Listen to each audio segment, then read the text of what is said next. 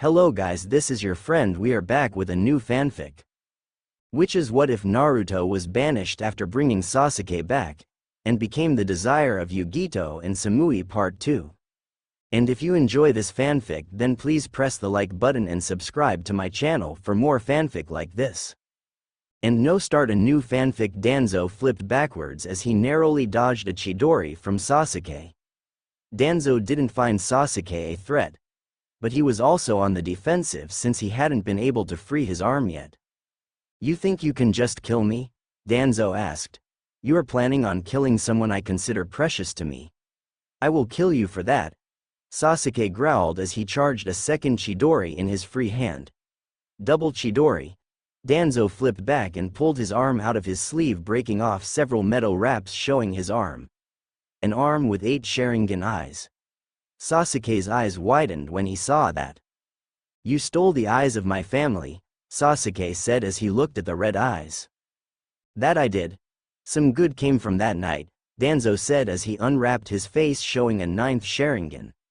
I used to have 2 more, but I gave a set to an experiment, Danzo said. What experiment? Sasuke asked. Her name is Tayuya. Surprisingly unlike myself or Hitaki, she can actually do as you can. She can activate and deactivate her eyes, Danzo said. So you desecrated the tombs of my clan, experimented on shinobi that should have been put to death, plotted to kill a former shinobi of Konoha, and openly admit it all, Sasuke said with a bit of surprise.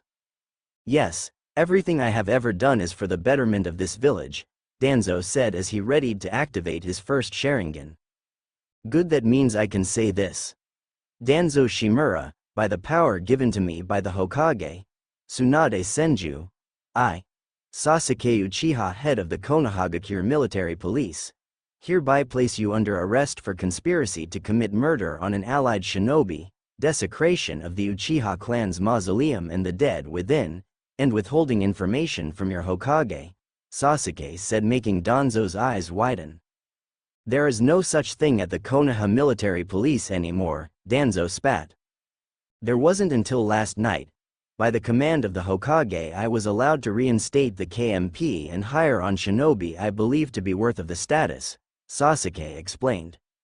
So now you have 2 choices, submit and be arrested, or fight and become a new nin of Konoha, Sasuke said. I'll never just submit, Danzo spat, his rage starting to fill him. Everything he had worked for just went down the drain in the span of 2 minutes. His plans for Konoha as its Hokage, all of his work he put en route. I'm glad you said that, Sasuke said. Danzo growled and charged at Sasuke. His Sharingans readied to be used. Unfortunately for him, Sasuke's eyes were stronger and he knew it. Ducking a swing of his kunai, Sasuke rolled away from Danzo and readied to attack. Danzo was filled with rage. His attacks were blind and open, but he was still freakishly strong and fast. Sasuke was purely on the defensive against Danzo. Sasuke finally got the opening he was waiting for when Danzo lunged at him with his eye-coated arm. Sasuke ducked forward and focused all of his lightning chakra into his hand as he drew a wakatashi he had hidden in his sleeve. Chidori blade. Sasuke brought the blade up. Danzo only had an instant to react. But that instant was too short. As he tried to pull his arm away, the blade cut through, taking his arm at the elbow. In doing so, Danzo lost all but one of his Sharingans. Danzo roared in pain as he grabbed the stump of an arm, trying to stop the bleeding. Unfortunately, he left himself wide open and 3 fingers dug into his skull and ripped out his last Sharingan. With another roar of pain, Danzo dropped to the ground, rolling in his anguish. Sasuke took the moment to use ninja wire and chakra suppressing seals to bind Danzo. With a quick few hand signs, Sasuke placed a burning hand on Danzo's stub of an arm and cauterized the wound. Time to go in, Danzo, Sasuke said as he opened a scroll and focused his chakra, making them both vanish in a burst of smoke. Kumogakure, Naruto stood before the wreckage, having finished giving his report. Rubbed his chin for a moment before he nodded. And what is your plan for those 2? He asked. I want to help them, free them from Danzo, Naruto said. Let me speak with them, A said. Mabui nodded and forced the two to kneel before the imposing form of the muscular cage. "What is it you want?" I asked.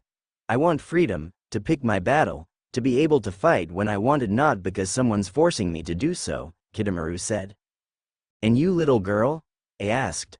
"I just want to stop fighting, I'm tired of it," Tayuya said. "If I were to let you leave this place, what would you do?" I asked. "I would leave, I would find some place to call my own," Tayuya said. "I would rather stay, perhaps pledge myself to your forces," Kitamaru replied. Rubbed his chin for a moment. "Raikage-sama, Yugito is in trouble." A man came into the office. Naruto looked to see he was heavily wounded and nearly dead. "I'll go," Naruto said as he threw his helm on. "Go, I'll get B and some other to send help," I said, and Naruto was gone in a blur of gray. Yugito knelt, bleeding badly. She was done for. She had no chance at stopping these two. Hell, the masked one hadn't even attacked yet. The silver-haired one was beating her by himself. Yugito weakly stood, her body was heavy and weak. "Naruto," Yugito thought as her mind slowly went to the blonde-haired man. "Time to go, kitty cat," the silver-haired man said as he shot towards Yugito. "Hidan!" The masked man screamed, trying to get the man's attention.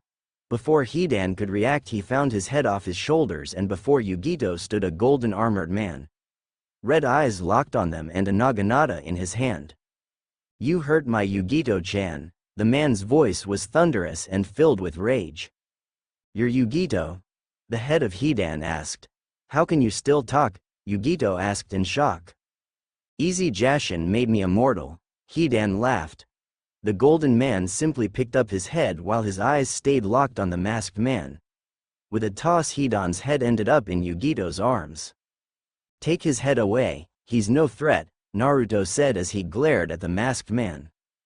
"I can't leave you alone, Naruto-kun," Yugito said. "I'll be fine," Naruto replied as he spun his weapon and glared at the masked man. "Oi Kakazu, don't let this bitch go," Hidan shouted. "Shut up," Kakazu said as he took off at Yugito. His eyes widened when Naruto literally vanished before his eyes. "Your opponent is me," Naruto growled as Shinikiba tore through Kakazu's shoulder. Kakazu flipped back a few times as the wound on his shoulder pulled shut. "I know you, Samui had me read about history. How you are alive is beyond me," Naruto said. "I'll alive because I am, I'm not sharing secrets with you," Kakazu growled. "Need some help?" a voice called out.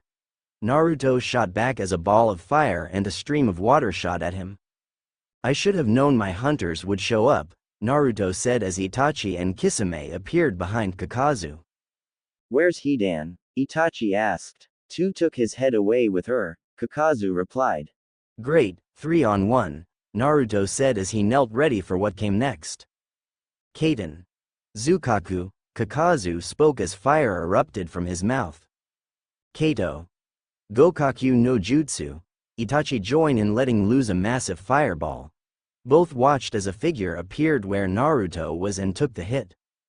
All three of the Akatsuki members wanted to face palm. Naruto had pulled one over on them by using Hidan's headless body as a shield.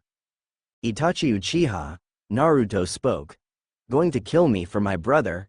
Itachi asked as Naruto appeared in front of him. "The red eyes return," Naruto said before his Shinikiba clashed with the Samahata. Itachi froze his body, complete unmoving. "What the does that mean?" Kisame asked right before a foot met his face and threw him away. "Yo, Killer B," rocking his killer melody, Killer B shouted as he landed next to Naruto. "Well, this will be fun," Kisame grinned as he and Kisame quickly started to fight. Naruto looked, seeing Itachi was still frozen, and Kakazu looked pissed. "I'll crush you and bring you back to leader," Kakazu said as he tossed off his cloak and readied to fight. "Not if I take your head, after all that money on your head could set me up for years," Naruto grinned as he spun his weapon once more. "Doden. Domu." Kakazu's arm turned dark as he ran at Naruto. "Aim, now." Naruto narrowly dodged Kakazu's fist and lashed out his spear, tore through Kakazu's chest. "Arg."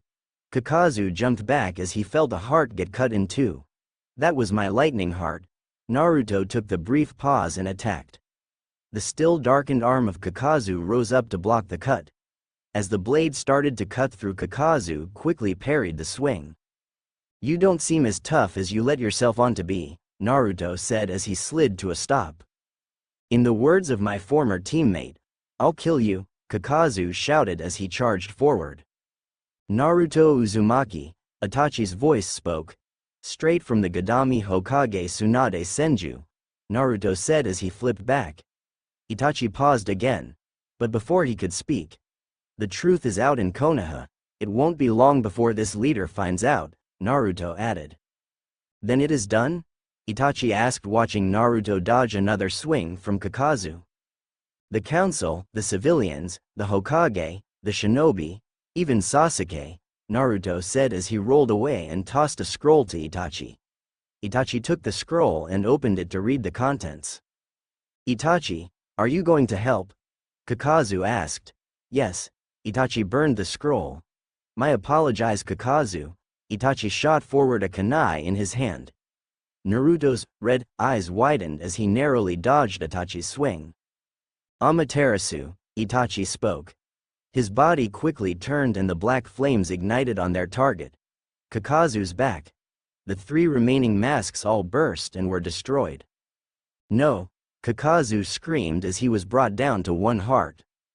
"Bye!" Naruto spoke as his Shinikiba stabbed into his chest and through his final heart. Kakazu froze, his body slowly went limp as he cursed Itachi's name. "Good to see you're back," Naruto said as he looked at Itachi. Itachi simply nodded and turned his eyes towards Kisame, who just punted his own sword away from himself, cursing heavily. "Hey Itachi," Kisami's voice died on his lips, seeing Kakazu's body was slowly burning. "Kisame, it's time," Itachi spoke. "So it would seem," Kisame said as he pulled out a scroll and tossed it to Itachi before he pulled one out himself. With two bursts of smoke, the two men were now clad in white versions of their cloaks. Naruto marveled at the cloaks. Snow white with red clouds that had golden borders on them. Kisame now held a very familiar sword in his hands as well. Naruto blinked a few times to ensure it was what he saw, and it was. Kisame now held the Kabikirabocho on his shoulder. "You're with Konoha?" Naruto asked in shock. "In a sense," Kisame replied with a grin. "You've got to be shitting me," Naruto said as he took off his helm. Killer Bee had the same dumbfounded look as he hoisted the Samahata up into his arms. "What's next? You going to say Sasori is still with Suna?" Naruto asked. "No, he is currently hunting the tree tails," Itachi said. "Karen will kick his," Naruto said with a smile. "So are we done? Are we going to have more fun?" Killer Bee asked. "We're done, and I'm going home," Kisame said as he started to walk away. "As am I. I have a feeling I have a very long talk with a certain brother of mine awaiting me," Itachi said as he walked away as well. "Let's go find Yugito-chan," Naruto said as they left. Naruto jumped out of the cave they had been in to see Yugito resting against a tree. She was still bleeding, but it had lessened. Naruto quickly moved to her side, his hand gently touched her shoulder. "How are you doing, Yugito-chan?" Naruto asked. "I've been better, I'll survive," Yugito said as she tried to stand. "If I had my body I'd cut you up," Hidan said with a growl. "Too bad your body is a smoldering corpse," Naruto said. What happened to my body?" Hidan shouted. "Your body got a good roast, now it looks like toast, be wrapped." "Please be stop it," Yugito said weakly as Naruto helped her stand. "Fine, for now I'll cut it out," B said with a disappointed huff. "Come on, let's go home," Naruto said as the three, plus one head, left for home. Somewhere near Kurigakure, a young red-haired girl slammed into a wall. She quickly rolled and dodged a puppet set on impaling her with its razor-sharp blades. She was exhausted. Her fight had been going on forever, it felt like. She had managed to destroy what she thought was Sasori. But in fact it had been a puppet that he rode in. The real puppet master stood a good way away from her with a puppet that she knew to be the missing third case cage. "Just give in," I hate to keep people waiting, Sasori spoke in his ever monotone. Karen just raised her middle finger to him, then dropped to her kneel. She was done for. Karen hit the ground, unable to move anymore.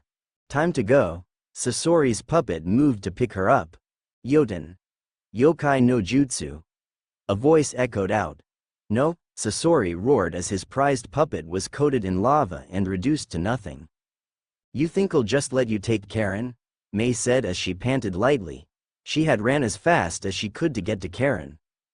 You're wasting my time, Sasori said as he unleashed his ultimate power. Hundreds of puppets appeared before Mei. Karen, are you okay? Mei asked, not taking her eyes off the puppet master. Just playing possum Mizukage-sama, Karen said as flipped to her feet. Well, time to show off, Mei said. Gotcha, Karen said as her skin took on a green hue and her eyes turned into a deep shade of crimson, and finally a single tall appeared behind her. So you've got some control? Sasori asked. His eyes shot open when he felt a handful of puppets suddenly explode. His eyes slowly moved behind him to see several Kiri shinobi. Sasori growled before his puppets started to move. The Kiri shinobi were certainly numerous. Sasori was losing puppet after puppet. He noticed the main reasons were a man with an eye patch, a blue-haired boy, and of course the Mizukage. His eyes started to dart around as he looked for Karen. The girl had vanished when he looked over his shoulder. That was when he noticed the water was disturbed. Karen had gone under the water. Thanks to Isobu, she could breathe and swim much faster in water. You're running low, Mei said as another wave of lava wiped out a group of puppets. Sasori changed his focus. He wanted that bitch dead. All of his puppets turned and charged at Mei. I might fail my mission, but I will kill you, Sasori said as the puppets got closer and closer. Suiden. Suiryuden no jutsu. Sasori spun to see a massive dragon made of water charging towards him. He tried to jump away but failed. The dragon caught his legs and slammed him into the wall and threw it. The sudden high caused his puppets to fall, their strings cut. Yoten. Yokai no jutsu. Mei spewed lava forth and removed the last group of puppets. The only one left now was Sasori, who Karen was already going after.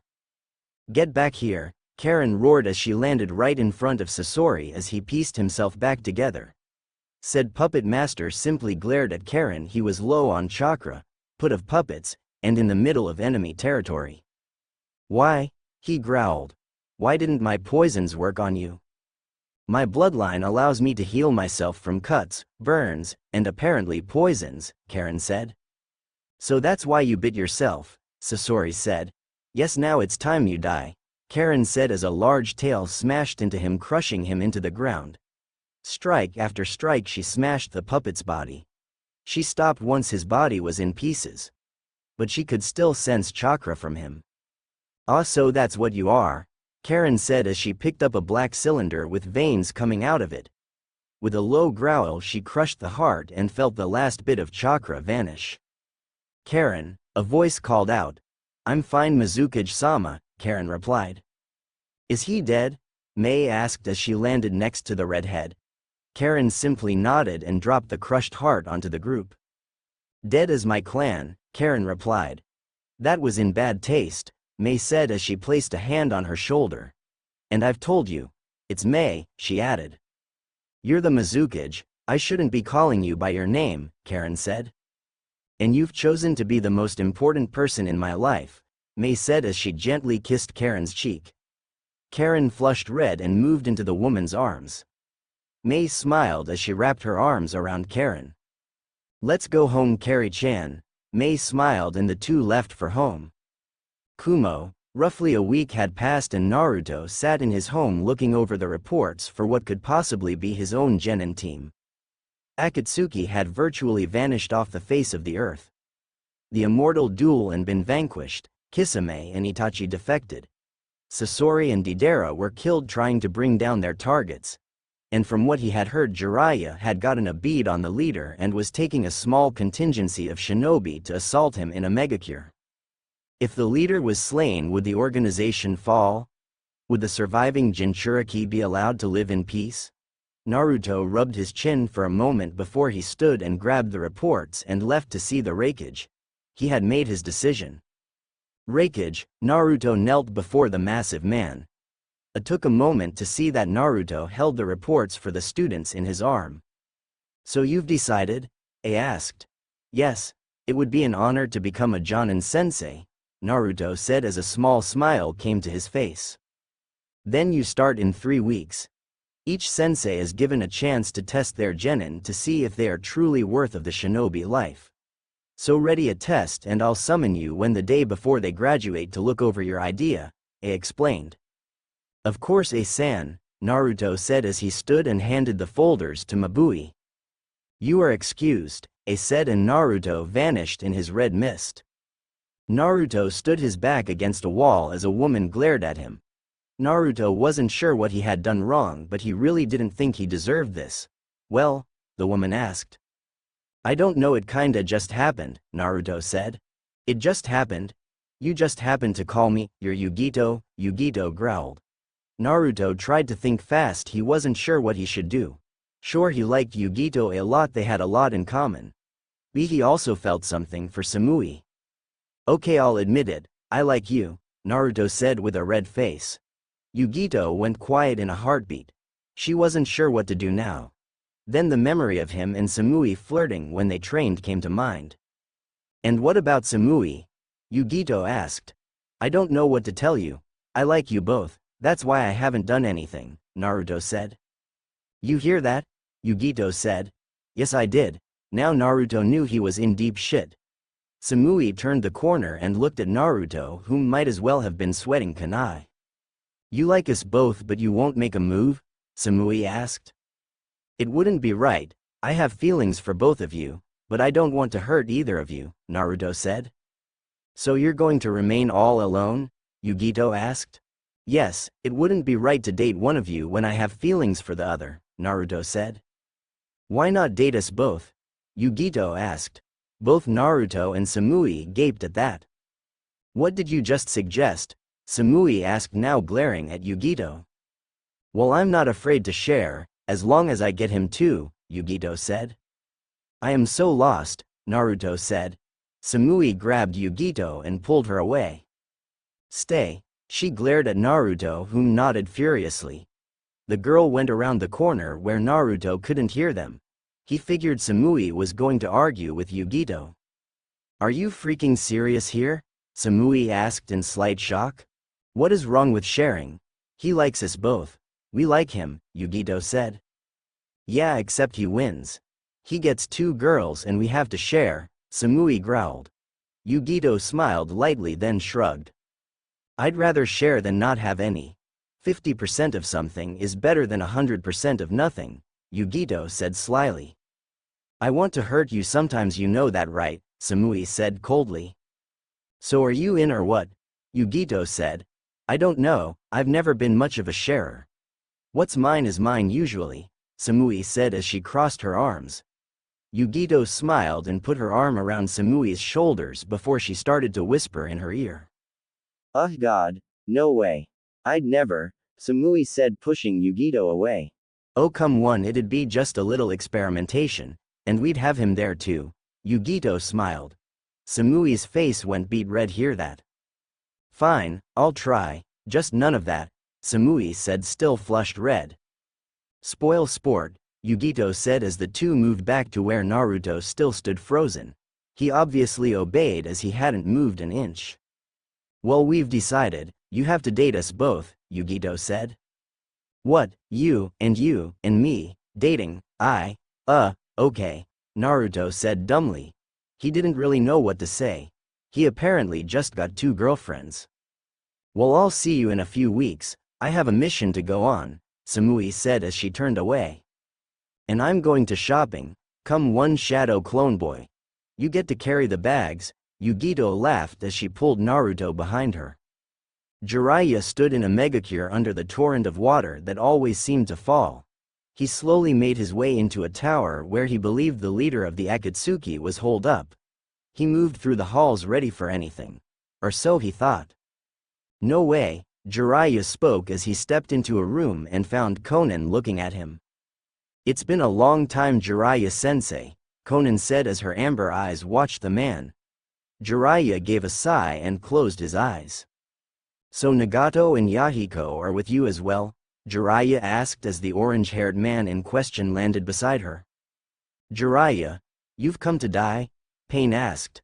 I've come to bring you down so the surviving Jinchuriki can live in peace along with this world, Jiraiya replied as he drew a pair of kunai. This world must know true pain before it can have true peace, Pain said as he drew a pair of black sticks. Konan lifted into the sky on a set of paper wings set on leaving the two to fight. Leaving so soon? Jiraiya asked. Pain will handle you, Konan said as she disappeared. Jiraiya was about to move when three more figures joined him. Ah, so you're not alone, Jiraiya said as he watched the four. You cannot hope to win, Pain spoke. I'm not sure about that, Jiraiya said as a chirping sound echoed out from about the peens. Two of them looked up right as Kakashi and Sasuke appeared with Chidori's in hand. Chidori! Both shouted as their hands smashed into the ground, narrowly missing the two peens. Cha! Another voice echoed out as one Pain came face to face with a pinkish blur and was smashed in the stomach with a huge amount of force. Double dynamic entry. Two voice called out in unison and a pair of orange leg warmer covered legs cracked into the very same Pain that was hit by the pink blur. I guess this will require all of me, Pain spoke as two more Peens showed up. 6 on 6 it seems, Kakashi said. So it seems, the main Pain spoke. I will show you even one-on-one you cannot win, Pain added. I shall take the one with the spikes and combed back hair, Guy said as he jumped and the two vanished. Leave the main one to me, Jiraiya spoke. Yo, girly, let's go, Sakura shouted, gaining the ire of the path. I shall fight the one with long hair, Lee said as he and his targeted path took off. I'll take the one with hair, Sasuke said. That leave you and me, old man, Kakashi gave an eye smile and the two moved away. With Guy and the Petra path, Maida Guy stood facing his chosen path of Pain. He held a large grin and cracked his neck. I shall allow you the first strike, Guy said, getting the path to run forward his fist to strike. Just before his fist he opened his hand in an attempt to grab Guy. Close, I never said I'd let you hit me, Guy said as he dodged the swing and planted a kick to the back on the path's head, sending him forward. I will not hold back, Guy said as he crossed his arms. The path he faced simply stood and did not speak a word before he charged in. Gate of opening, open, gate of healing, open. Gate of life, open, gate of pain, open. Guy's skin now turned red as his hair started to stand on end as a visible steam came off his body. Gate of limit, open, Guy shouted before he vanished from the path's view. An instant later the path's arm was torn from its body as Guy's fist tore through his shoulder. Before the path could truly register what was happening, it was over. Guy's fist tore into his chest and removed his head from its shoulders. It was unyouthful of me to go to such extremes, but this is not a time to speak of youth, Guy said solemnly as the gates closed and the recoil hit. With Kakashi and Nakara path, Kakashi flipped back as the path of Pain attempted to grab him once again. He wasn't going to let the path touch him. He didn't know what it could do. Kakashi watched the man carefully, trying to figure out what it could do. That was when the path stopped abruptly and looked over its shoulder. Ah, has one of your brethren has been brought down? Kakashi asked. As the path turned back, its eyes widened, seeing how close Kakashi had gotten with Chidori in hand. Path started to jump back but did so in vain. Kakashi's hand missed his heart but too off a leg, rendering the path unable to escape. Farewell, Kakashi said as she used a tanto to remove the path's head. Unknown location, this is unacceptable. Two of my strongest paths have been brought down, a red-haired man spoke before he started coughing. Nagato, Konan said with worry. I've lost Gakido and Jigokudo. Shikusado and Ninjendo are both in dire straits while Shirado and Tendo is surviving for the moment, Nagato spoke. How is this possible? They shouldn't be able to do this, Conan said while trying to think. I can understand Gakido and Ninjendo.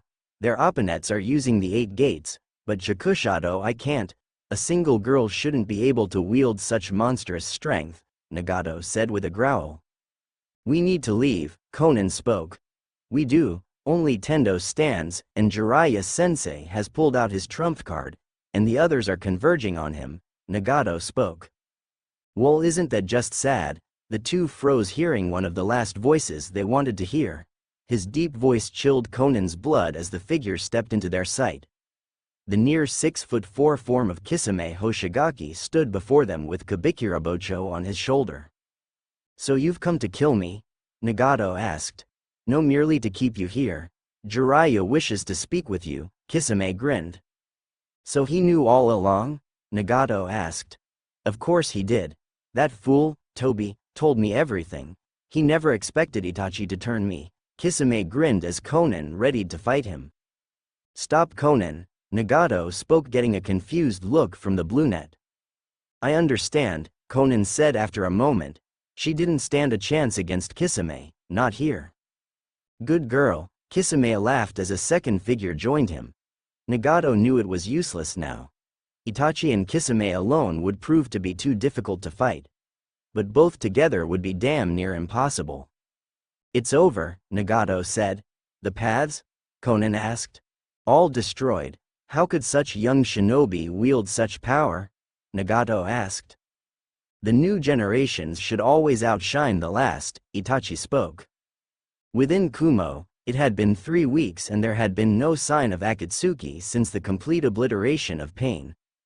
Kumo was given a report thanks to their newfound alliance. Naruto wasn't surprised to hear that Sasuke and Kakashi had been involved. He was surprised to hear that Sakura, Guy and Lee were thought. But none of that mattered anymore. With Pain gone, Zetsu and Tobi had both completely vanished without a trace. Now Naruto stepped into a classroom with a smirk on his face. Well, it seems I'm the first sensei here. Naruto spoke as the class froze seeing Naruto step in. I had just finished announcing the teams, the teacher spoke as he looked at Naruto. Ah, then I'm right on time. Team 1, follow me. Naruto spoke as 3 kids jumped up and ran after him, all of them smiling brightly seeing they had someone with a huge representative as a sensei. Naruto looked at his first students and couldn't help but grin. Okay, how about we do a little introduction to better know each other? As the sensei, I'll go first, Naruto started. I am Naruto Uzumaki. I am the Jinchuriki of the 9-tailed fox. I am the Crimson Shinobi. I like to train, eat ramen, and spend time with my 2 girlfriends, as troublesome as they are. Naruto finished, seeing the 3 blush lightly hearing he has 2 girlfriends. Ladies first, Naruto added.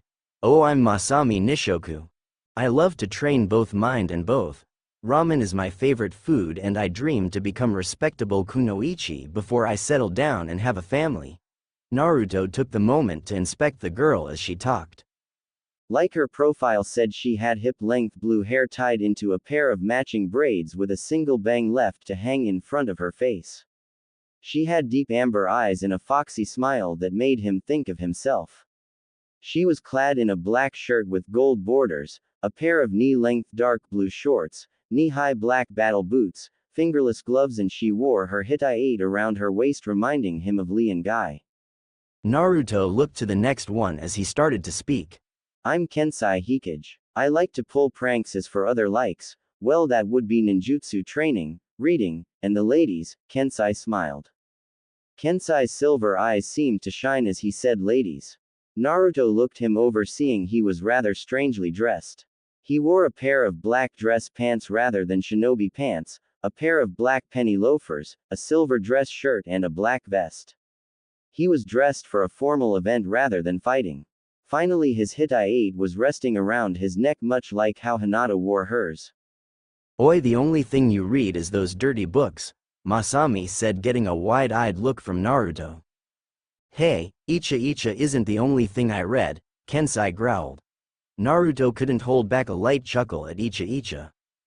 Moving on, the third genin spoke. I'm Zane, no surname.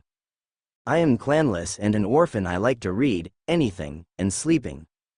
But when it comes to protecting something I like or care for, nothing will stop me. Unlike my teammates, I already have a signature style. I've made my own taijutsu style that I like to call Rock Golem style, Zane finished. Naruto noticed he was the most serious of his teammates and took shinobi life very seriously. He was clad in black shinobi pants, black sandals, a deep crimson shirt, fingerless gloves, and his hataide was worn on his forehead to keep his spiky black hair out of his orange eyes. Hey, you might have your own taijutsu style, but I've already figured out my nature chakra, Kensai replied. And I'm the only one with any kind of range, Masami replied as she pulled out a senbon and a spool of wire. Naruto clapped twice, getting his students' attention. Okay, the first thing at first, we'll be having a little test. I want to see if you're good enough to be my genin, Naruto said. What must we do? Zane asked. Naruto smiled. It was his turn to be on the other side of the test.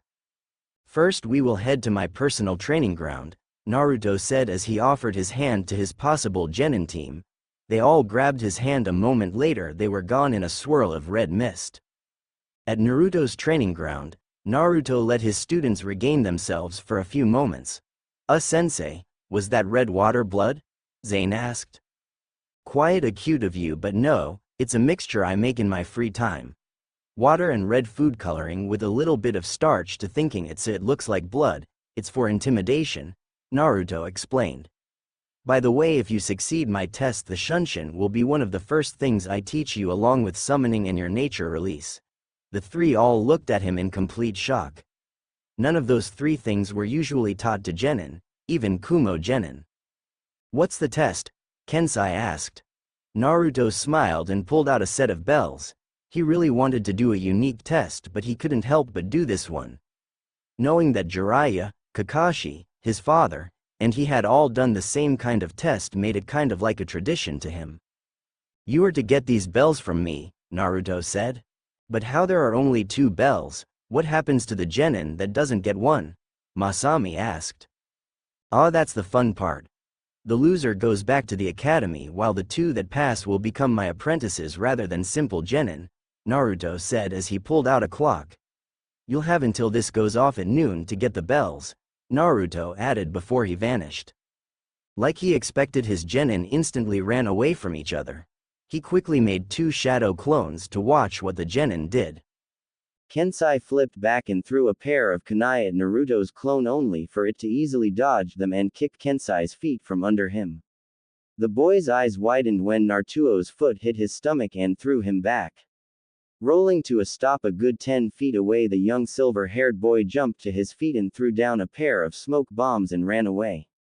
Recollecting himself, the clone spoke as he rolled his shoulder and caught a pair of senbons. He grinned and yanked, seeing there was wire tied to the senbons. His eyes widened when a massive log rather than a little girl came flying at him. Clever. Naruto jumped away as the log smashed into the ground. Using senbons, wire and a trap, Naruto looked over his shoulder and threw the senbons he was holding and gained a yelp of surprise. He chuckled lightly as he felt Masami's chakra signature flee from him. Naruto raised an eyebrow. Zane had yet to attack him. With a shrug, the clone dispersed. With Zane, Naruto watched as she saw Zane sitting rubbing his chin and talking out loud. If only 2 of us can pass, he has to go easy on us so we can get the bells, but if he goes too easy we won't learn what it's like to face a strong foe. Zane stood and closed his eyes. Oh, I think he might have gotten it, Naruto thought as he flashed away to check on his other students. Zane turned and decided to find his teammates and give them his 2 cents. With Kensai was pacing feverishly as he tried with all his might to figure out what to do. How can I fight Naruto-sensei? He's all sorts of bad and I'm just a genin. This isn't possible, Kensai thought as he spun and ran straight into a tree. Naruto choked down a laugh as he saw Zane appear from behind the tree. I think I know what we need to do, Zane said. 2 on 1? Kensai asked. 3 on 1, it's the best shot we've got, Zane said. You came up with the same idea as me, eh? Masami's voice called out as she stepped into the same small clearing. But then one of us won't pass, Kensai said. I don't think that's the real point of this test. I'd wager it was more of a ploy to get us to fight each other rather than focus on him, Masami said. That makes sense, Kensai said, playing along. He was lost as it was. So 3-on-1? Zane asked. How about 3-on-3? Naruto laughed as he landed in front of the genin with a pair of clones. Shit, Zane said as he took his taijutsu stance. He wasn't ready to take on someone of Naruto's level, but he wasn't going to run. Masami pulled out a set on senbons ready to fight as well, while Kensai held a kunai in one hand and 3 shuriken in the other. Not going to run? Naruto asked. Our best chances if we fight together, Kensai said as he kept his eyes locked on the clone that was looking at him. So 3-on-3 it is, Zane said as he readied to charge. Those bells are ours, Masami growled as she rose her hand to throw the senbons. I'm proud of you, standing together and ready to face down a threat you can't hope to beat. You pass, Naruto said, making all 3 drop to the ground in shock. What do you mean we pass? Masami asked. Yeah, we didn't get the bells, Kensai shouted. You've even lost me here, sensei, Zane said. You passed because you chose to work together rather than fighting alone. Something my sensei once told me is someone who abandons their mission is trash. But those who abandon their friends are worse than trash, Naruto finished with a smile. So we passed? Kensai asked. Yes you did, Naruto smiled. Ah yeah, Kensai shouted as he threw his arms up into the air. Sweet, Masami jumped around happily and Zane simply smiled in victory. So we start some specialized training tomorrow, then in a few days we'll start missions, Naruto explained. So we get the Shunshin now? Zane asked. No, first I gotta get your chakra reserves and control up before you learn those, Naruto said. Now then, Kensai, what is your chakra nature? Naruto asked. I'm strong futon with weak Raiden, Kensai grinned. Good, here you two go. Let me see what you got so I can set up proper training, Naruto said as he handed Masami and Zane a slip of paper. Zane focused his chakra into the paper and watched as it started to crumble. Doden good. Naruto looked to Masami, who was holding a soaking wet piece of paper. And a Sweden, looks like I've got 4 of the 5 elements between you 3, Naruto said as he rubbed his chin. How best to train his team. Okay my little genin, you have the rest of the day off. Meet here tomorrow and we will start our training. Naruto smiled. The 3 nodded and left. Once they were out of earshot, Naruto glanced over his shoulder. How long are you going to hide there, Yuya-chan? Naruto asked. Just until the little ones leave, Yugito said as she stepped out and moved towards Naruto. Not going to make me your shopping bag holder again, are you? Naruto asked. No, I figured we could get some dinner, Yugito smiled.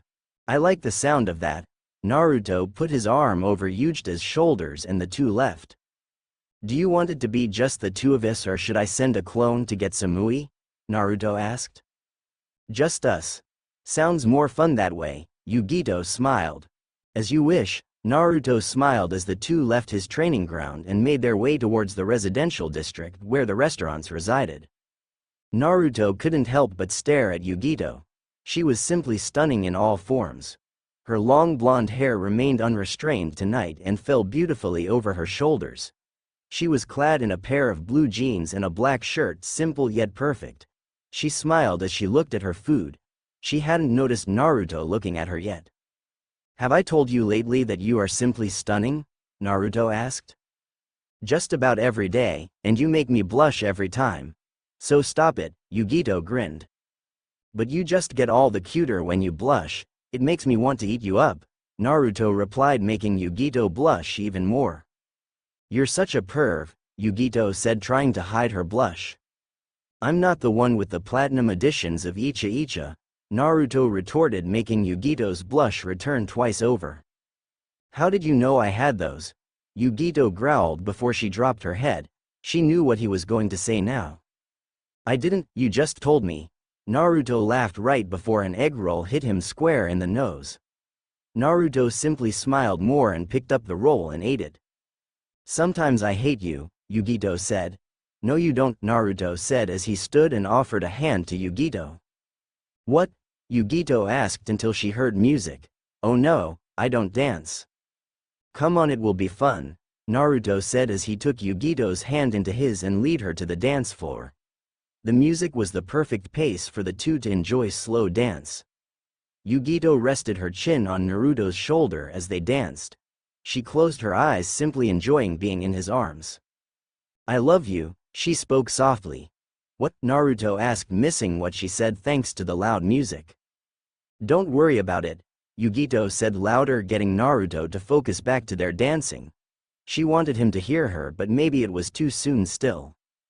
Naruto sat in his apartment, his feet up on his coffee table as he watched a movie.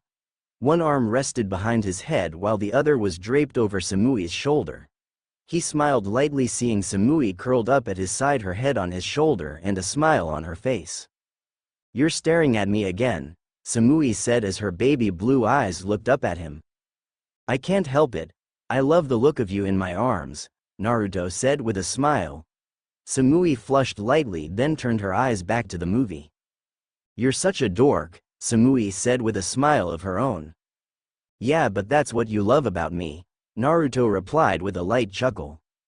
You got me there, Samui said before she curled in tighter to Naruto's body. Naruto in return tightened his grip around Samui's body. As the night dragged on and the movie came to a close, Samui felt a desire to stay. She didn't want to leave Naruto's side yet. Looking up at him, she wasn't surprised to see him staring at her yet again. She smiled softly, seeing his eyes on her. Her heart started to pound as she moved closer to him. Naruto leaned down as she moved up. Their eyes slowly started to close as their lips moved closer and closer together. Samui's heart all but burst from her chest once their lips met. Naruto moved one hand over her cheek and the back of her neck. Samui gripped the front of his shirt, trying to tell Naruto how she felt with their kiss. To transmit all her desire to him, and it worked. Naruto's free hand wrapped around the lower of her back, pulling her in close to him. Samui's hand slid up his chest and around his neck, pressing their bodies together. Naruto wanted more. He wanted everything Samui would give to him. His tongue started to prod at her lips, asking for entry. He was rewarded with her mouth opening and her tongue coming out to play. Their kissing quickly fell into a desire-filled tongue battle. Neither had noticed that they had fallen to the floor or that all of Naruto's paperwork on his plans for his genin went with them. Samui felt her need spiking and her hands answered by moving from his neck back to his chest, trying to pull off his shirt. Naruto more than willingly let his shirt be pulled up. Off was another question for both of them. To do that, they would have to break their kiss. Reluctantly they did, and an instant later both were shirtless and kissing again. A sudden knocking fully snapped the two out of their lusting makeout session. Samui shot up and looked to the door just in time to see Yugito walk in. Yugito froze instantly, seeing the scene before her. Naruto, no shirt, pants unbuttoned, laying on the floor with a Samui who was only clad in her underwear. And from what it looked like, neither knew they were in such a state of undress. Sorry, Yugito said nervously. Wah. Ah. Samui screamed and grabbed the closest shirt and threw it on in an attempt to hide her body. Thankfully it was Naruto's shirt, so it easily covered to mid-thigh. Naruto on the other hand wasn't so lucky, but also didn't seem to care as much. He simply buttoned his pants and the two stood. I didn't mean to just walk in, but nobody answered and I was knocking for like 5 minutes, Yugito said as she bit her lip, trying not to stare at Naruto's overly muscular chest. It's okay, Yugito-chan, I'm not mad at you, and I doubt Samui-chan is either. She's probably just embarrassed, Naruto said with a smile towards Samui, who was blushing heavily. Sorry Samui, Yugito said with a sympathetic smile. It is fine, is something wrong? Samui asked. No, I just wanted to see Naruto. I forgot it was your date night. I'll leave, Yugito said, turning to leave. No wait, our night is over and we certainly aren't going to get that heated again. How about we play a few games of cards, Naruto said, looking to Samui to make sure it was okay. When he saw her nod and smile, he knew he wasn't going to get in trouble. If Samui is okay with it, Yugito said, not wanting to intrude on her time. Naruto is right. Let's play some cards, Samui said. How about you two get dressed first, Yugito said with a grin. Perv, Samui said, grabbing her clothes and moving towards the bathroom. How am I the perv? Yugito asked. Oh, come off it. You were staring at both of us, not just Naruto, Samui shouted from the bathroom. Oh, come on, so I like a good body no matter the gender, and you've got a sweet back door. Naruto agrees, Yugito shouted back. She has a point, Naruto added with a chuckle. God, you're both perverts, Samui shouted. That's what we like about each other, the both replied. All the got in response as an over-exaggerated, from the bathroom before Samui appeared fully dressed holding Naruto's shirt. Put your shirt on, Samui tossed Naruto his shirt. With a grin, Naruto caught in and slipped it back on to both girls' displeasure. Both were hoping he would have just tossed it away, but Samui didn't want to seem like a pervert by keeping the shirt. So what should we play first? Yugito asked. How about strip poker? Naruto said with a gleam in his eye. Both girls looked at each other for a moment, then grinned. Sounds fun, they both replied. Excellent, Naruto said as he grabbed out a deck of cards. 1 hour later, this isn't fair, Yugito growled. She was clad only in her panties and undershirt. She was greatly regretting not wearing a bra today. No, it isn't, Samui agreed. She was worse off in panties, having lost her bra and had to keep an arm up to cover her assets. Seems good to me, Naruto laughed. He was still fully clothed save for his shirt. I mean, heck, I only had 3 pieces of clothing on to star. Shirt, pants and boxers, Naruto added. Yeah, well, I only had my shirt, pants and underwear too, Samui said with a huff. I'm missing a bra today, so we're even, Yugito said with a blush. Naruto smiled as the knowledge of one more win over Yugito and she would be tied with Samui again. You know, I think you're cheating, Samui said looking at Naruto. I'm just lucky, Samui, that's all. Really, Naruto said with a smile. Remember his ridicule's winning streak when he and B had gone gambling a few years back. If you really want, we can quit and play something else, Naruto suggested. No, I won't give up, and I will make you lose, Yugito growled. Naruto looked to see Samui was just as serious. With a grin, Naruto showed his hand and both girls dropped their heads. Samui tossed down her hand and paled when she lost to Yugito. Meaning she had to strip off the last piece of clothing she had. Come on, girl, you lost, Yugito said as she licked her lips. Naruto shrugged apologetically, knowing it would be wiser to remain silent. Samui, on the other hand, took a deep breath and stood up. She was a woman of her word and she had lost. Without a second's hesitation, she pulled off her panties and made Naruto's face turn red and a trickle of blood to run down from his nose. Whoa, girl. I didn't think you landscaped that much, Yugito said, seeing only a thin strip of hair. Shut up, Samui said, dropping down to her knees to hide her virtue. Yugito giggled and turned back to Naruto, who was just regaining himself. Just you and me now, Yugito grinned. Yup, Naruto replied. Can I get dressed then? Samui asked. Nope, you have no clothes, remember, Yugito said, making Samui flush red. Yeah, well, you won't either in a minute, Samui snapped. No, I'm going to win, so Naruto will be buck with you, not me, Yugito said confidently. You'd think so, Naruto said as Yugito dealt out the cards and the next hand started. Oh, Samui, would you mind getting us a drink since you're out? Yugito asked sweetly. Samui growled lightly, knowing what Yugito really wanted. Fine, Samui said, standing and turning in one motion. Both players' eyes were immediately drawn to the blonde's retreating rear. Naruto flashed his foxy grin and Yugito licked her lips lightly, yup, defiantly, a sweet back door. When Samui returned, she had to hide a laugh seeing Yugito had lost her shirt and, from what Samui could see, was holding a dead in the water kind of hand for what could be the last hand of the game. Here are your drinks, Samui said, handing both of them a drink.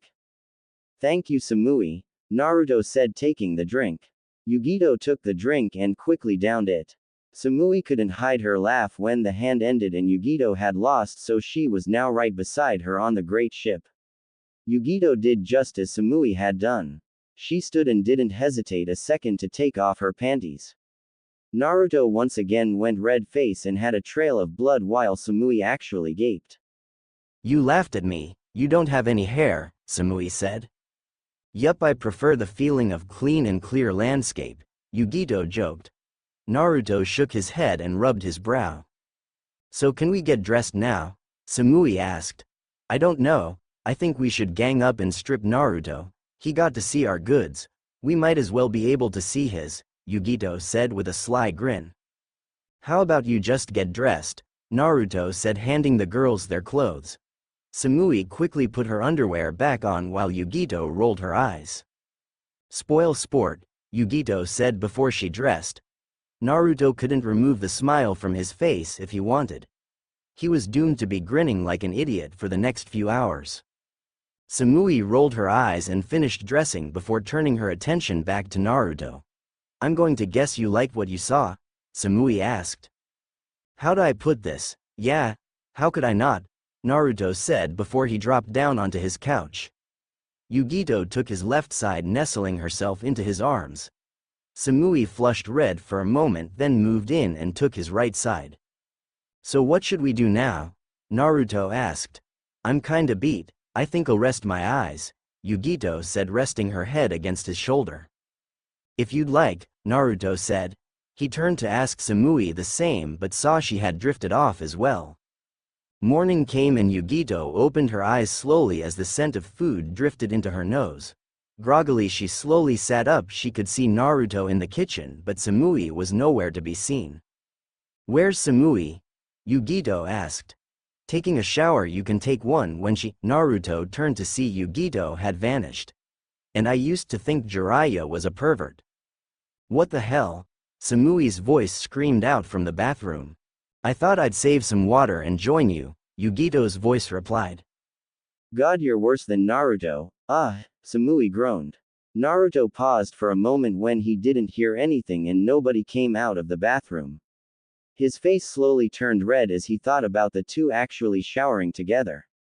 With a shake of his head he banished the thought so he wouldn't ruin breakfast. He didn't like wasting food. Roughly 10 minutes passed and Naruto was placing the plates out when the two girls both came out of the bathroom. Samui instantly looked at Naruto. "Speak a word of this and I will have your balls," Samui growled. "Whoa girl, you gotta take it one step at a time," Yugito laughed. "You know what I meant," Samui spat before she sat down at the table with Naruto, whom only nodded. "You have my word, and what happened between you two stays in that bathroom," Naruto said with a chuckle. "Now let's eat." The girls nodded and breakfast began. A few days had passed and Naruto had given his genin the day off. It was Yugito's turn for a date and she wanted to go out for dinner again. Naruto didn't mind in the slightest. He got to show Yugito off and she got to show him off. Currently the two were walking hand in hand towards one of their favorite restaurants. Yugito moved closer to him, resting her head on his shoulder as they walked.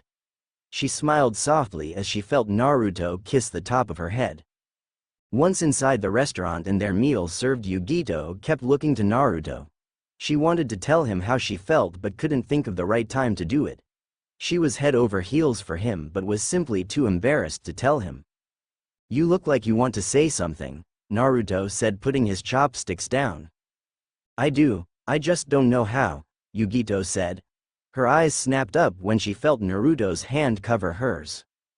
"Well, I have something I want to say to you," Naruto said as he moved around the table and sat next to her. "What?"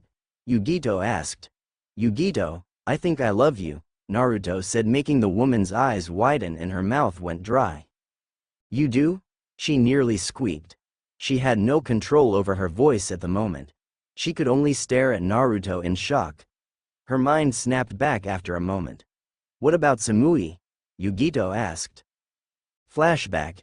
Yugito and Samui sat together, neither able to speak but both needed to say something to each other. Samui mustered her courage first and spoke. "Yugito, I think I'm in love with Naruto." "I know," Yugito said. I feel the same, I want him so bad it hurts, Yugito added. So what do we do? Samui asked. She didn't want to hurt Yugito, but she didn't want to be hurt either. I don't know, I guess it all falls on Naruto. If he chooses one of us, we need to be able to accept it might not be the one we want it to be, Yugito said, knowing she loved Naruto but she wasn't sure how he felt yet. I don't think I could handle being rejected, Samui said, grabbing her arms. I'm not usually like this, but I can't help it. It's Naruto, he just has that effect on people, especially, Yugito said. What if he can't decide? Samui asked. I'll admit it. I'm bi. I would be okay sharing. Whether it's okay or not is up to you, Yugito said with a flushed face. Samui gulped lightly, trying to think of what to say. Well, I guess if it's you, I could give it a shot, Samui said with a red face. Yugito froze hearing this. After biting her lip for a moment, she grabbed Samui's hand and pulled her away. Come with me for a minute, Yugito said as the two moved through the village. Where are we going? Samui asked, confused. I have to see something, Yugito said before she pulled Samui into an alley and out of the sight of people. Samui's eyes widened when she saw Yugito's face. She froze when she found herself pinned to the wall and Yugito inches from her face. She could feel her breathe on her lips and cheeks. Yugi. Samui was stopped when Yugito dipped her head in and kissed Samui full on. Samui didn't know what to do. Yugito placed a hand on Samui's hip and the other into her hair. Samui finally reacted, and to Yugito's response it was to deepen the kiss by mirroring her actions.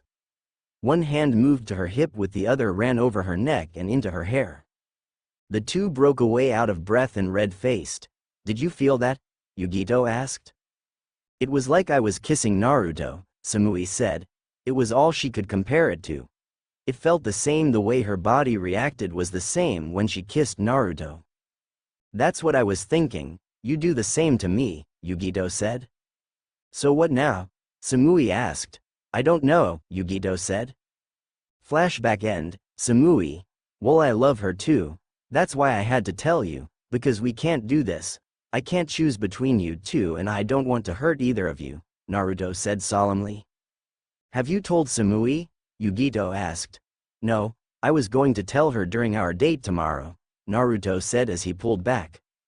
No, you have to tell her now, Yugito said, standing and pulling Naruto out of the restaurant. She had acted so fast Naruto was barely able to throw the money of the meal down before she yanked him out. To say Naruto was confused was an understatement. He was beyond confused. He didn't quite know what to do. Yugito had pulled him basically by his collar to Samui's apartment and now they were waiting for her to answer. The door opened and Samui looked at the two, confused. It was their date night. Why were they here? Is something wrong? Samui asked.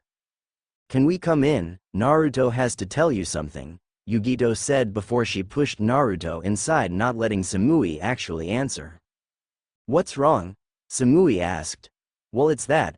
I think we need to break up, Naruto said, making Samui's face fall and her eyes started to water lightly.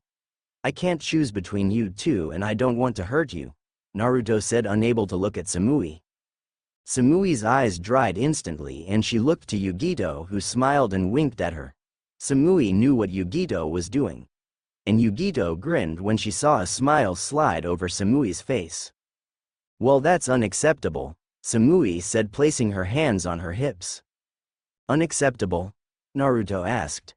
Yeah, because I love you just like Yugito does, so if you broke up with us that would hurt us, Samui said. Then what should I do?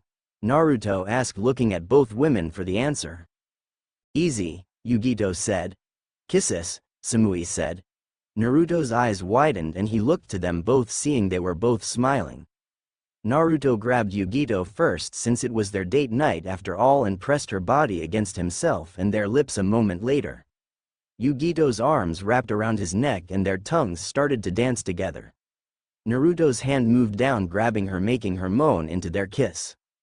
And to Yugito's disdain, their kiss ended all too fast and Naruto had grabbed Samui and was kissing her just as passionately. Samui did the same as Yugito and her arms moved around Naruto's neck. But unlike Yugito, Naruto's hand moved up rather than down. One hand into her hair while the other stopped just under her bust. Their kiss ended as abruptly for Samui as it did for Yugito. Both girls looked to see Naruto standing looking at them both with a huge smile on his face. "How can I be so lucky?" Naruto asked as the two girls moved towards him. "No idea." Samui looked at Yugito, who nodded. "But we have something we want to do for you," Yugito said. "More like to you," Samui added as they moved Naruto towards Samui's bedroom. "You don't have to," Naruto said. "No, but we want to," the two said in unison as they pushed Naruto into the bedroom. Naruto's back hit the bed as Yugito and Samui stood over him. Yugito licked her lips as she looked down at Naruto. Her hands moved to her sides, grabbing the hem of her shirt. Naruto looked to see Samui doing the same. It was in this moment he noticed was dead last in a race. As quickly as he could, Naruto dispatched his clothes. Yet he still came in last and found himself still in his underwear when the two now women descended upon him. Yugito ran her hand up his chest while Samui pressed her lips against his. Naruto moved his hand onto Samui's body, groping her as they kissed. His other hand interlocked with Yugito's. Naruto moaned into his kiss as Yugito started to rub him through his underwear. "You don't mind if I have a little fun first, do you, Samui-chan?" Yugito asked. "All yours, for the moment," Samui replied as she and Naruto started to make out again. Yugito smiled and freed Naruto's member from its confines. She smiled and licked her lips and she stared at his impressive member. Yugito gently wrapped a hand around Naruto's manhood and started to jerk him slowly, as well as she started to lick the tip of his manhood. She almost moaned as she tasted his. Her soft stroke and light licking quickly descended into a lustful blowjob. Her head started to bob as she worked over his shaft.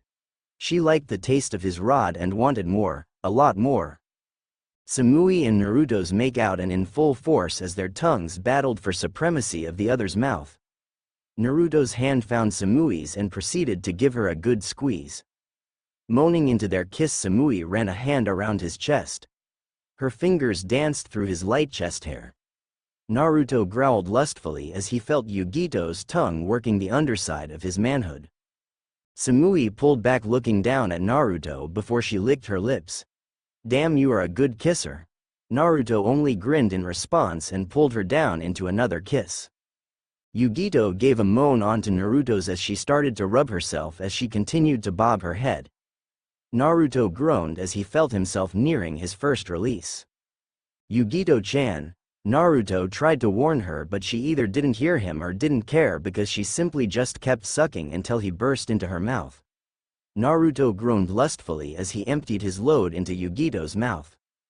Samui pulled back to watch Yugito, who was now crawling up Naruto's body.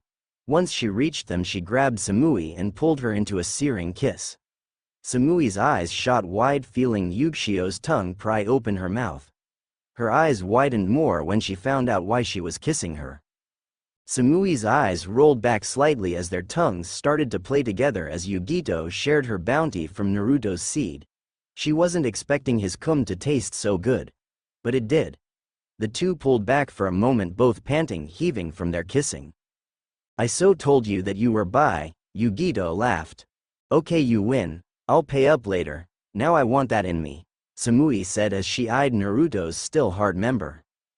"All yours. I want to feel Naruto's tongue on my lips," Yugito said, giving Naruto a sultry look.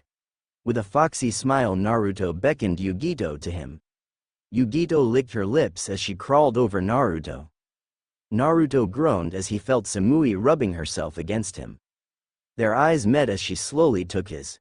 She moaned lightly as inch after inch sunk into her. "Oh, it's so big," Samui moaned as she placed a hand on her stomach, feeling the fullness that Naruto gave her. "I know it is awesome, right?"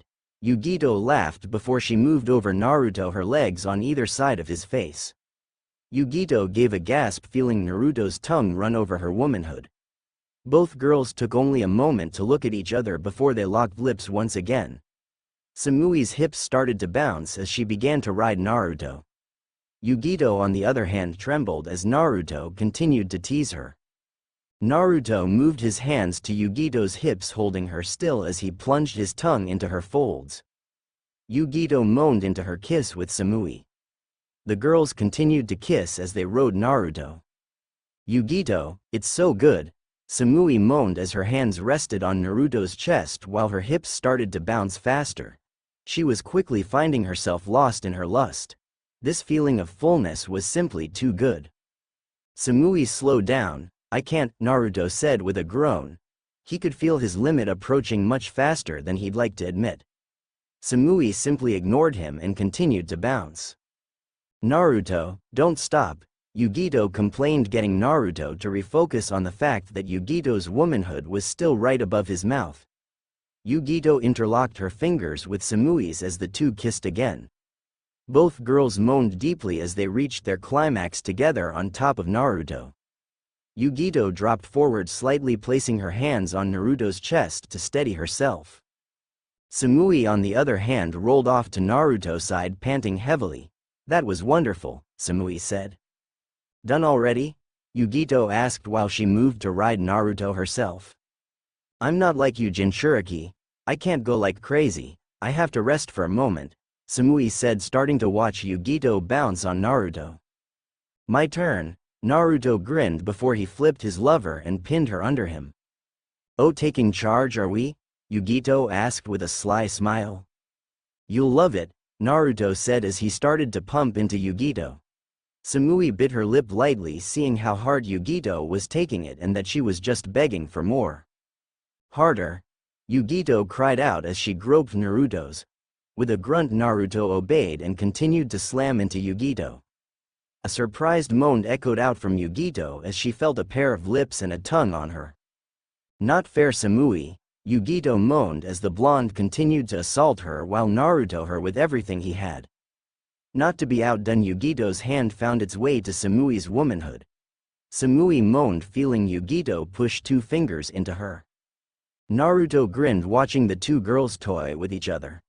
One hand moved to Yugito's free while the other joined Yugito's hand in toying with Samui's womanhood. Both girls moaned out loudly as Naruto's hands joined in. "Naruto," Yugito managed to moan out as she crashed through her second climax. Samui, on the other hand, just trembled, unable to speak as she reached her second climax. "Yugito, I'm going to come," Naruto groaned. Yugito's eyes shined for a moment and her legs quickly wrapped around Naruto's waist. Her legs tightened, forcing Naruto to release into her.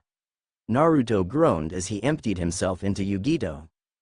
Yugito's eyes rolled back and groaned.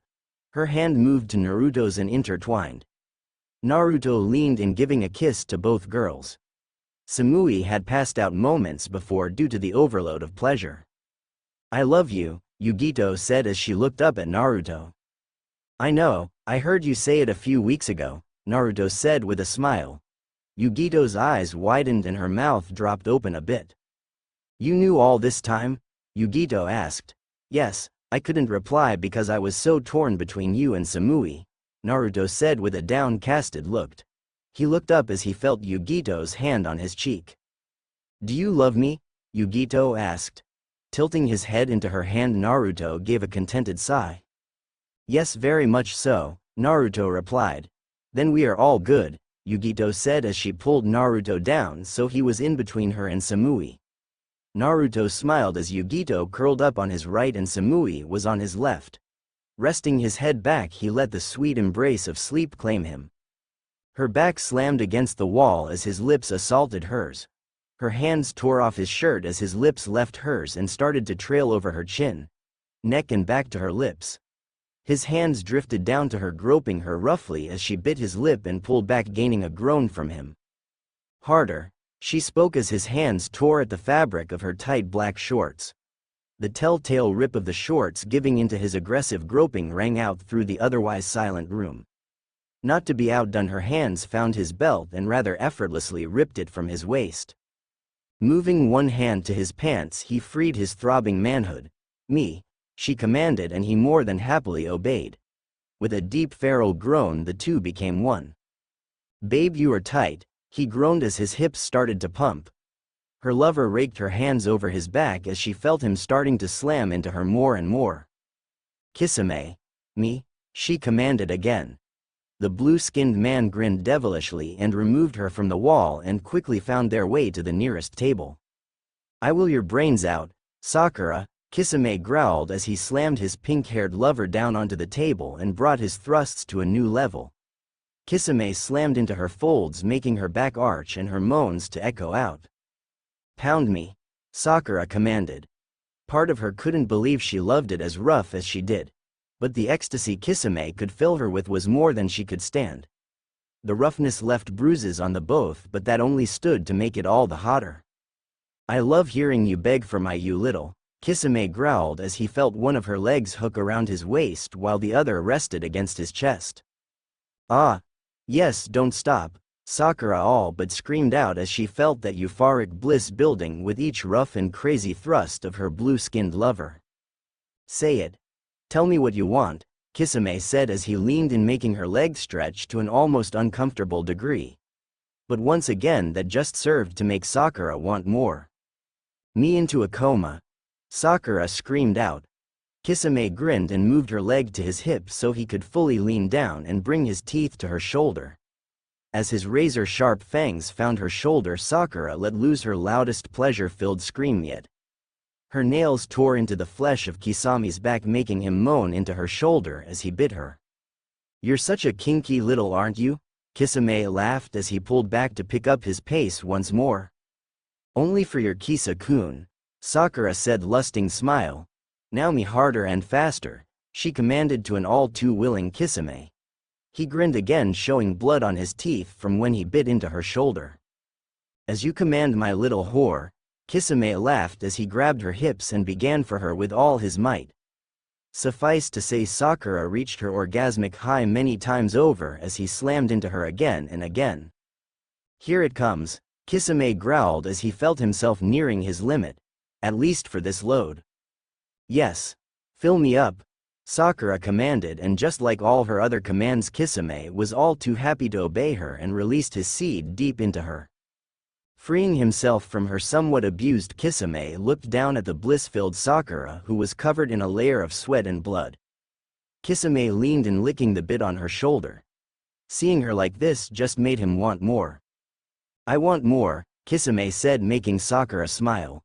"Good, because my is still waiting for its turn," Sakura said as she pushed him back and rolled over to display her perfect to him. Without a second thought, Kisame grabbed her hips once again and all but slammed himself into her. The mixture of his cum and her juice was more than enough lube for them. Both found an abundance of pleasure and pain. It was like they were made for each other. Sakura moaned deeply as she felt Kisame's meaty spear impale her. Her eyes rolled back and her tongue rolled out of her mouth as he started to slam into her. Her nails dug into the wood of the table, leaving deep gouges along it. Sakura screamed loudly as Kisame's hands moved from her hips to her groping, and tweaking her nipples to a painful degree. And she loved every second of it. She wanted more and more. Nothing beat the feeling of Kisame her brains out. "Your body is simply a grade," Kisame growled as he leaned over her, keeping his thrusts going while he started to nibble at her neck and ears.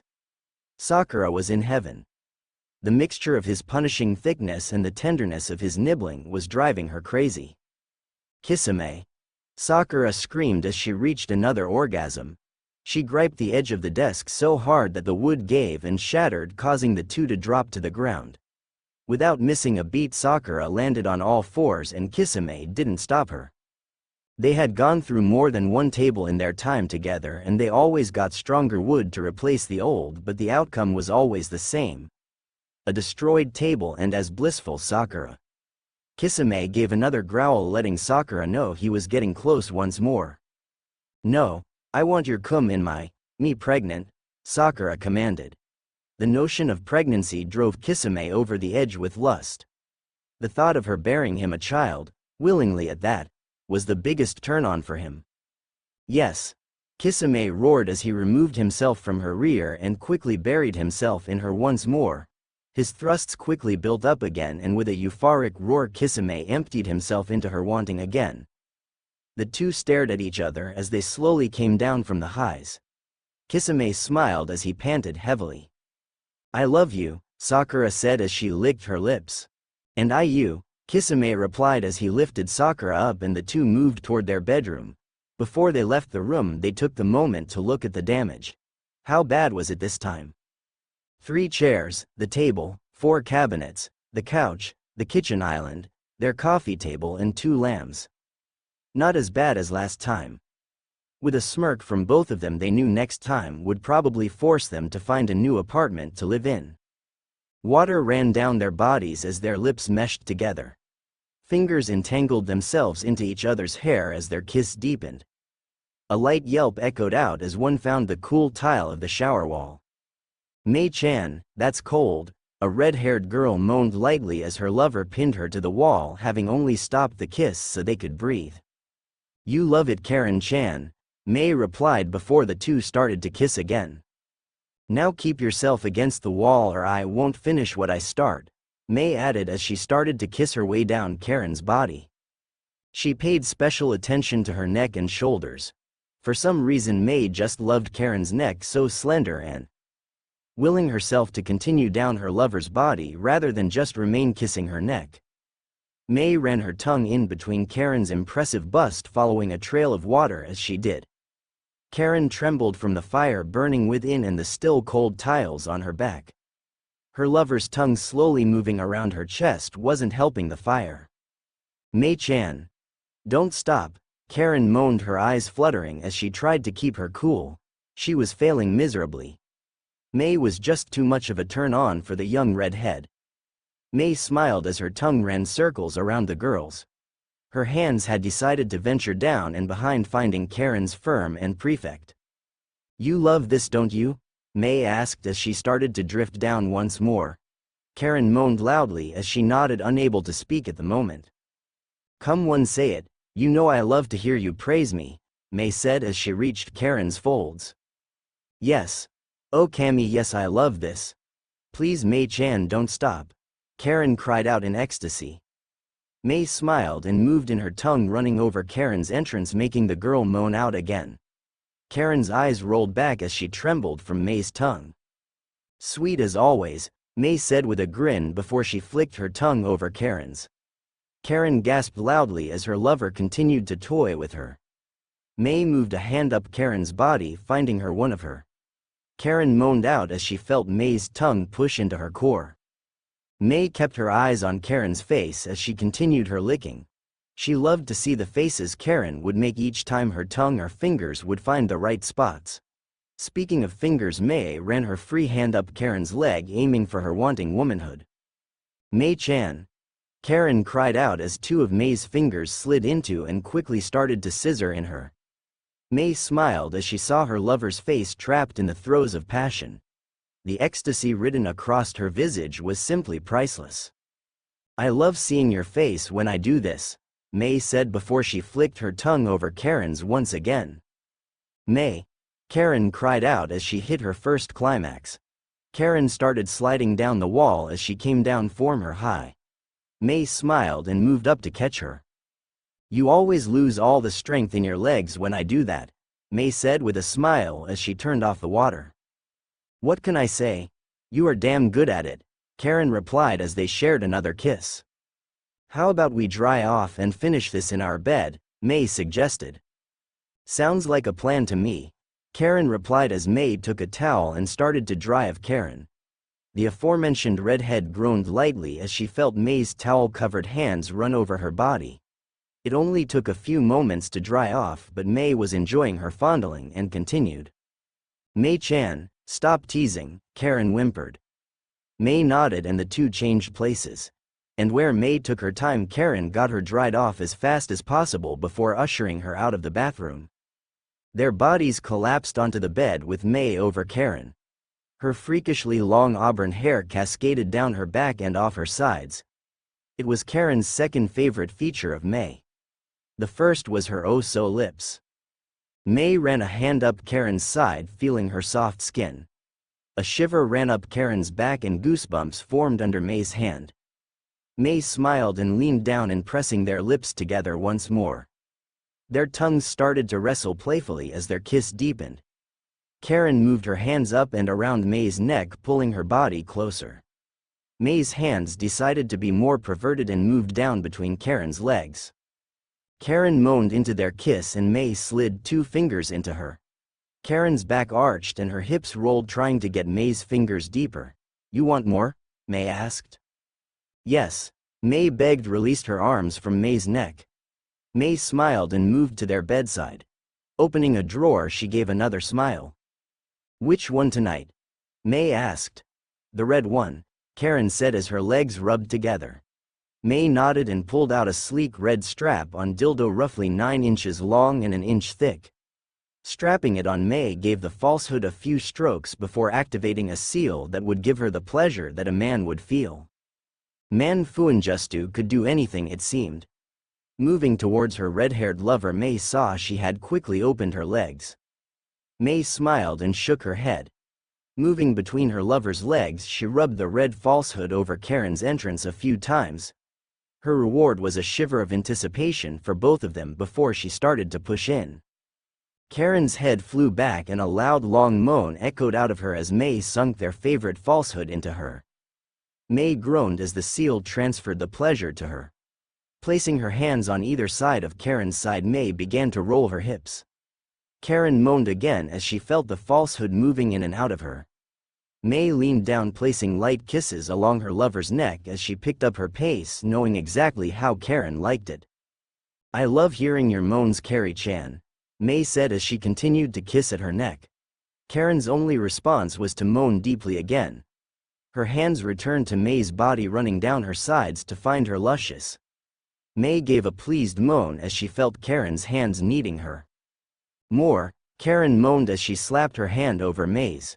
With a yelp and a chuckle, Mei continued to pump her falsehood into Karen. "I'm going to love you straight into bliss," Mei said as she picked up her pace just slightly. Karen's back arched again as closed her eyes, focusing on the pleasure. Karen yelped lightly as Mei gave one of her nipples a light bite. "No closing your eyes, watch me take you," Mei said as their eyes met. Karen bit her lip as she neared her climax again. Mei moaned as she neared her own climax. Neither one was going to last much longer. And they didn't. With a few final thrusts, both cried out their lovers' names and crashed through their climaxes.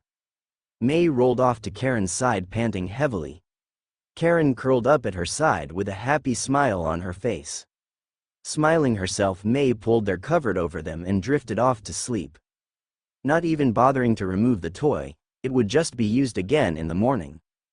It had been a few weeks since his epic night with his girlfriends, and Naruto stood with his genin team in an old abandoned town. "Why are we here, Naruto-sensei?" Masami asked. "Our mission is to level this town so it can become farmland," Naruto replied. "Why doesn't anyone live here?" Kensai asked. "This village was wiped out during the Third Shinobi War. It wasn't a regular village. It was one that had no civilians. Everyone was either a shinobi or a samurai," Naruto explained. "So who wiped them out?" Zane asked. "My father actually did it. The yellow flash of Konoha was sent to wipe this village out. I guess this brings it full circle that his son is sent to level the buildings," Naruto said as he looked to his genin. "So how are we supposed to destroy this place?" Masami asked. "However you like. The Raikage just wants the place gone. Do go nuts. Use whatever you like," Naruto said. "Best mission ever," Kensai said as he shot towards a building. "Mountain King's Fist," Zane called out as he moved towards a house and proceeded to tear through the wood and stone like butter. Naruto blinked in surprise. So that was his own special taijutsu style. It was rather impressive. "Futon Daitopa," Kensai shouted as he launched a powerful burst of wind that knocked over several houses. "I'm so trying out my sword," Masami said as she pulled out a blue-handled sword.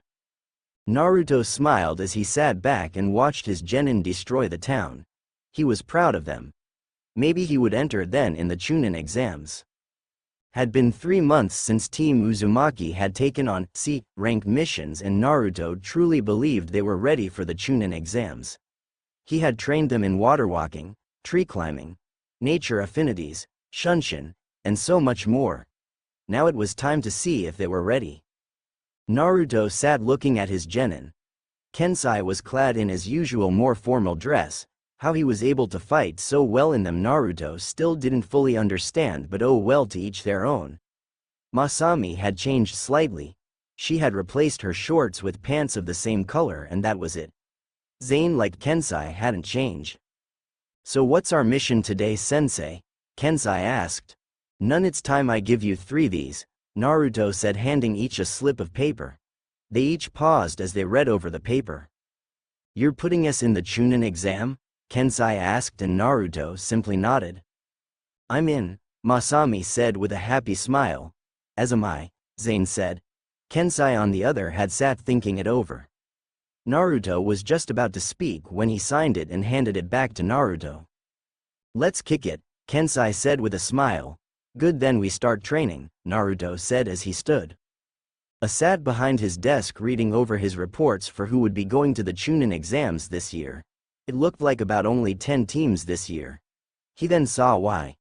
Naruto's team was in there, that boy training his team a little too well. They were more than ready for the Chunin exams. Mabui, is it Suna or Konoha's turn to host the exams? He asked. Konoha. Suna hosted the last one. We had 3 promotions last time, Mabui replied. Well then send these to Konoha, he said as he handed her the list of competitors. Mabui nodded and left. He wasn't sure if it was a good idea to send Naruto to Konoha, but if he wanted his students to try and become genin, he would have to suffer. 1 week later, Naruto and his team sped down a road at high speeds. A foxy smile plastered across Naruto's face as he saw the gates of Konoha coming up fast. Signaling to his genin, the 4 slowed as they reached the gates. Naruto was surprised to see the 2 usual gate guards weren't there. They had to be rather new since they didn't recognize him.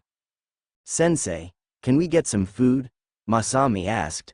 Naruto nodded, then smiled. Pick a place and let's grab some grub, Naruto said. I want ramen, Masami said, throwing her fists into the air. Both Zane and Kensai simply rolled their eyes. The girl was a little obsessed with ramen. Naruto grinned brightly, knowing just the place. Hey old man, you still here? Naruto called out as he led his team in Ichiraku ramen. Naruto.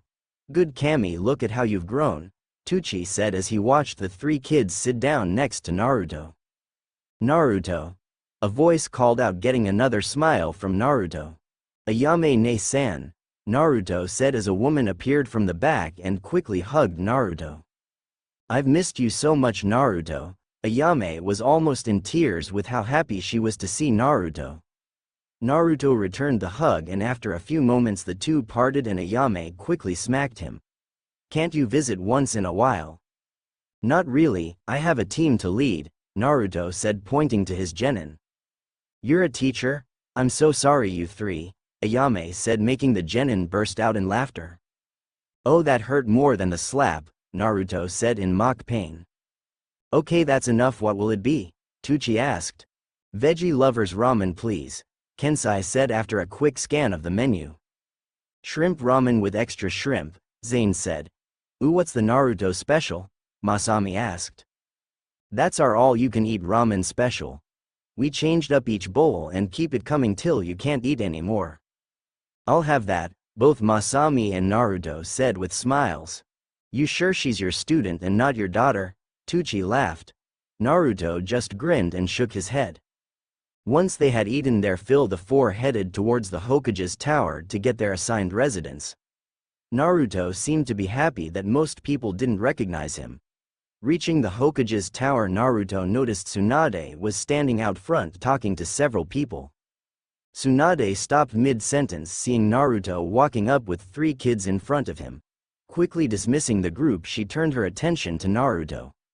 Been a while, Naruto, Tsunade said with a soft smile. Yeah, a few years, Naruto said with his foxy smile. I see you're a sensei now, Tsunade said, looking at the 3. Yup. Well, introduce yourselves. It's not every day you get to meet another village's Kage, Naruto said. I'm not the Hokage anymore, Naruto, Tsunade said, getting Naruto to snap his head to her. Who is then? Naruto asked quickly. Your old sensei, Tsunade replied while pointing up. How did I not notice that? Naruto said, seeing the partially completed face of Kakashi on the monument. If you are here to get your rooms, I can help with that, Tsunade said. Naruto said nothing and snapped his fingers. Oh right.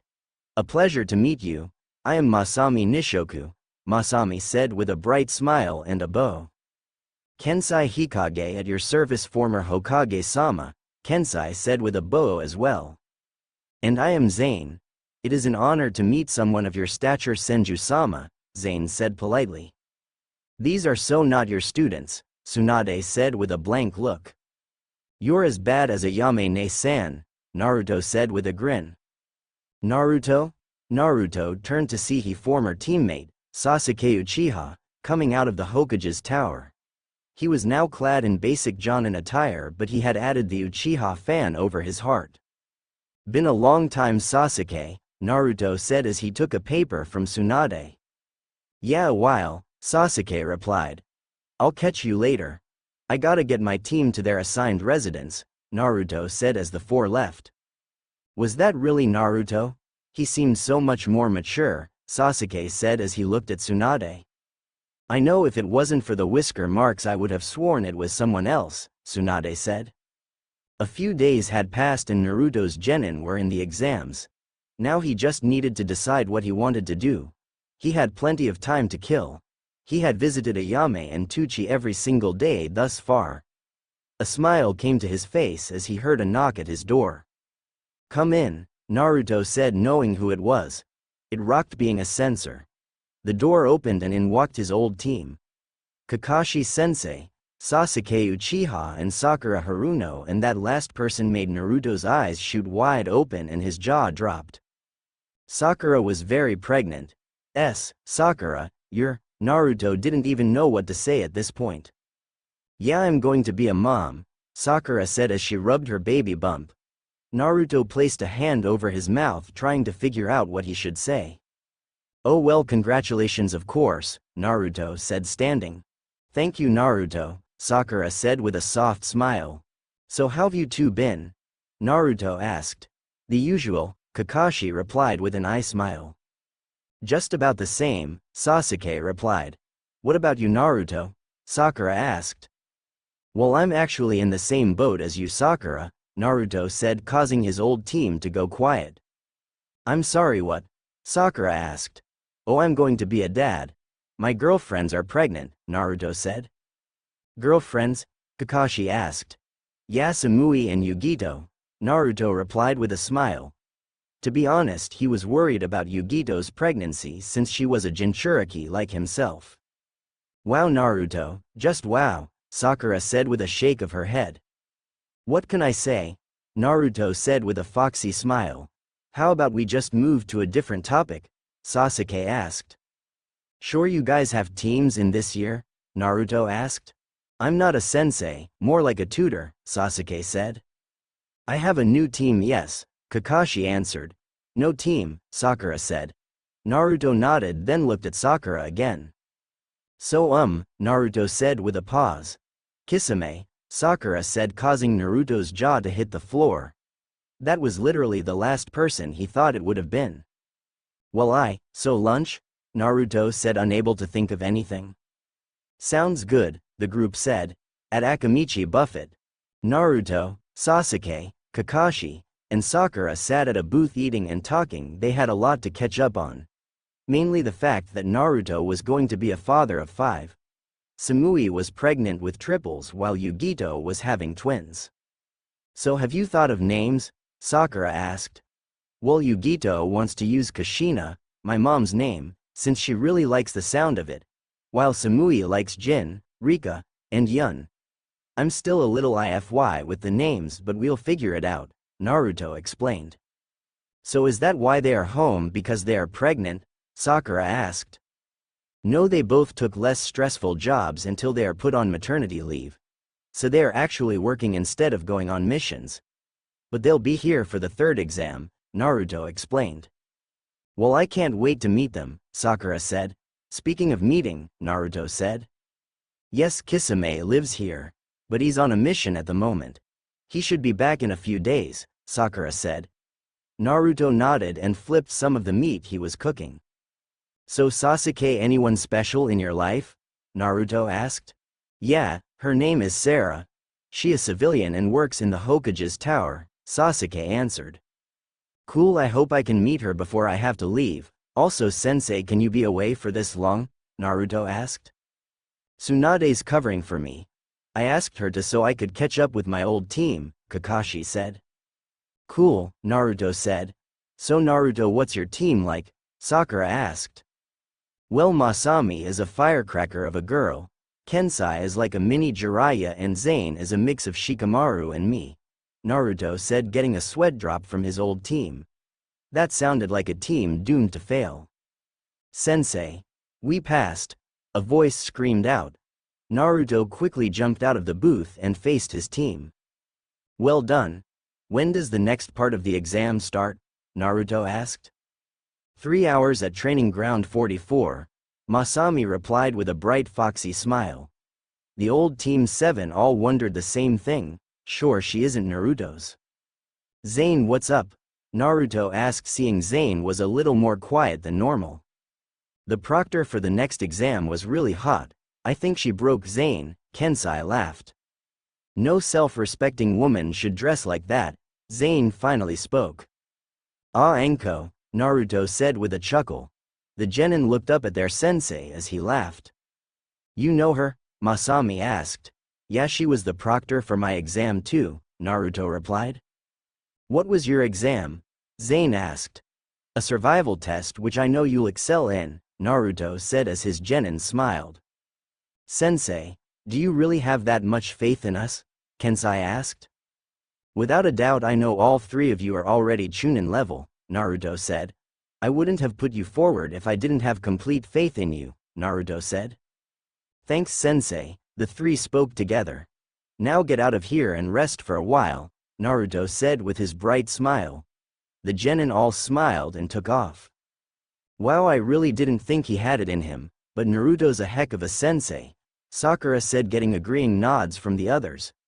Naruto turned back to his old team and smiled.